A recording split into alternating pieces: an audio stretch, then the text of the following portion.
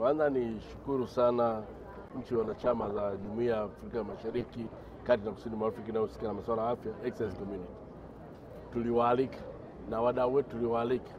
Mwitikio ulikuwa ni mzuri, ulikuwa mkubwa, watu wamejitokeza vizuri.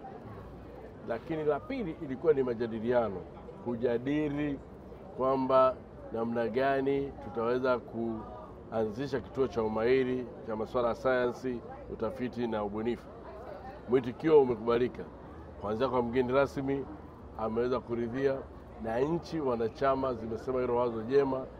Kwa hiyo sisi tunatoka hapa tukiwa tumetiki maboksi yote kwamba malengo kusudiwa ya kikao hiki yametimia.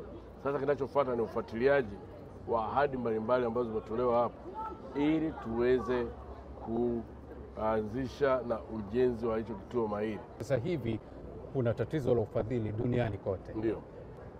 Kwa wazo lenu hili jipya, mnaona swala la ufadhili mtalifanikisha kwa namna gani? Tuna jumuiya yetu ya afya Afrika Mashariki, Kati na Kusini yenyewe huwa ina michango tunayopata kutoka kwa nchi wanachama.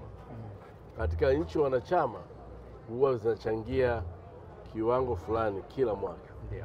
Lakini pia tumekuwa tunahamasisha na kufanya uragibishaji wa kuhakikisha kwamba kila nchi inaanza kujenga mfumo wa kujitegemea ndani ya maeneo yake ili kuweza kufadhili huduma za afya. Na nchi tayari zimeshajiona. Kwa hiyo kwa hivi sasa ukiangalia tunasisitiza sana nchi serikali kupitia kodi zao na vitu mbalimbali waweze kufadhili afua mbalimbali za afya. Lakini pili, tunahamasisha swala la sekta binafsi kuhakikisha zitakuwa na mchango katika maeneo mbalimbali. Na nchi nyingine tuna ushahidi mzuri tu, nchi kama Tanzania, nchi kama Kenya, nchi kama Mauritius, sekta binafsi imekuwa na mchango mkubwa katika kusapoti sekta za afya. Na sasa hilo ndio imekuwa uhamasishaji, kwa sababu tunaamini kwamba ili Afrika iwe na nguvu na kuweza kutimiza haya maono na majadiliano ambayo tumeifanya hapa, ni lazima isiwe tegemezi kwenye masuala ya kifedha.